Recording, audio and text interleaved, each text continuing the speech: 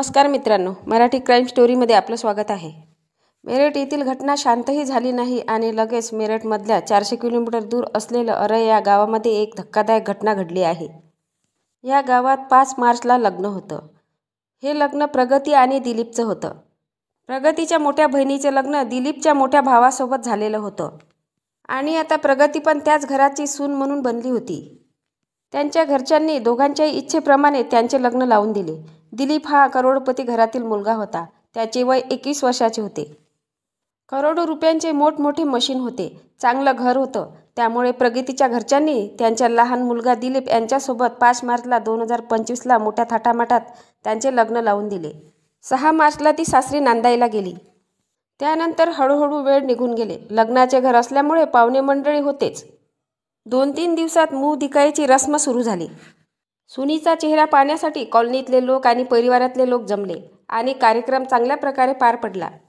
या कार्यक्रमाचे पैसे प्रगतीला जवळपास 1 लाख रुपये झाले होते। असेच काही दिवस निघून गेले। नंतर 8 दिवसानंतर ती आपल्या आईवडिलाकडे माहेरी गेली आणि 4 दिवसानंतर 12 मार्चला सासूरवाडीत आली। 14 मार्चला होळी असल्यामुळे प्रगती पुन्हा माहेरी गेली। आता लग्नाचा 14वा दिवस उजाडला होता। दिलीपने 14-15 दिवसाची लग्नाकरता सुट्टी घेतली होती। 14 दिवसानंतर सुट्टी संपल्यानंतर पहिल्यांदा दिलीप 19 तारखेला कामावर बाहेर गेला आणि तिथून त्याने आपल्या मोठ्या भावाला फोन केला की आता माझं काम संपलं आहे, मी आता घरी येत आहे। मात्र तो घरी परतलाच नाही। घरातील मंडळींनी त्याला फोन केला, परंतु फोन लागत नव्हता। त्यांचा शोध केला सगळीकडे, परंतु त्याचा पत्ता लागला नाही। त्यामुळे दिलीपच्या घरातील मंडळी परेशान झाले। त्यांना काय करावे काही समजत नव्हते। याच वेळेस त्याच परिसरात काही किलोमीटर अंतरावर एक लाश मिळाली होती। बघणाऱ्या लोकांनी पोलिसांना फोन केला। पोलीस घटनास्थळावर पोहोचले। पोलिसांनी मृतदेहाची तपासणी केल्यानंतर मृतदेह हा दिलीपचा असल्याचं कळलं। ही बातमी दिलीपच्या घरच्यांना कळविली। घरच्यांना ही बातमी समजल्यानंतर त्यांच्या जणू पायाखालची वाळूच सरकली। दिलीपच्या आणि प्रगतीच्या लग्नाला केवळ 14 दिवस झाले होते। प्रगतीच्या हातातील मेहंदीही सुकली नव्हती। लग्नाचं घर असल्यामुळे घरातील सगळं सजावट जसंच्या तसं होतं। आनंदाचं वातावरण होतं। या आनंदाच्या वातावरणामध्ये दुःखाचा डोंगर पसरलेला होता। दिलीपचे आईवडील व प्रगतीही हंबरडा फोडून रडत होते। इकडे दिलीपच्या मरणाची बातमी दिलीपच्या सासू-सासऱ्यांना मिळाली। आपल्या मुलीच्या हाताची मेहंदी पण निघाली नव्हती। जवाईच्या मरणाची बातमी ऐकून ते रडतच सासूरवाडीत पोहोचते। नुकतंच लग्न झालेलं होतं। जवान मुलगा वारल्यामुळे दोन्हीकडील मंडळी प्रगतीला धीर देत होते, तिचे सांत्वन करत होते। प्रगती ही केवळ 14 दिवसातच विधवा झाली होती। दोन्ही परिवार दुःखामध्ये होता। पोलीस इकडे आपल्या कामाला लागले होते। पोलिसांनी तपासात चक्रे वेगाने फिरवली।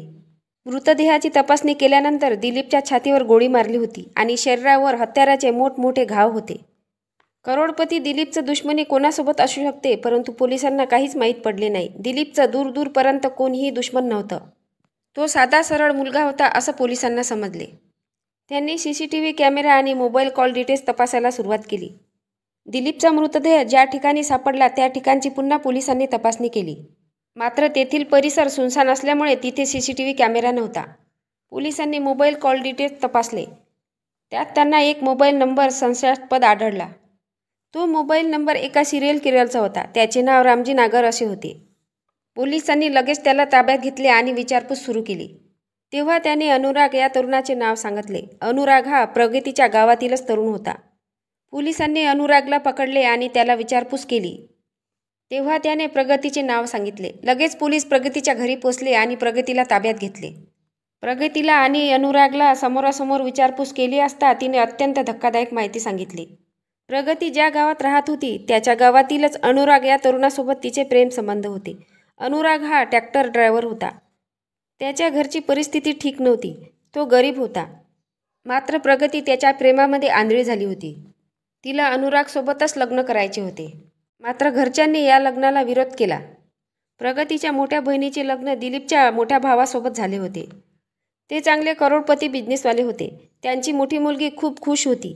ती त्या घरात कोणत्याही गोष्टीची कमी नव्हती। तिला मान सन्मान मिळत होता। त्यामुळे प्रगतीच्या घरच्यांना वाटले लहान मुलगी पण खुश राहील, म्हणून त्यांनी प्रगतीचे लग्न त्याच घरात लहान भावासोबत दिलीप यासोबत लावून दिले।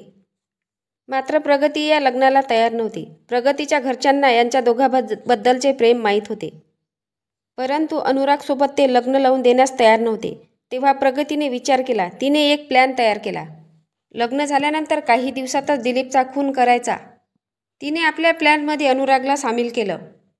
प्रगतीला मऊ दिखाईचे रस्माचे 1,00,000 रुपये मिळाले होते. तिने ते 1,00,000 रुपये अनुरागला दिले आणि म्हटले, तू सुपारी किलर याचा शोध लाव.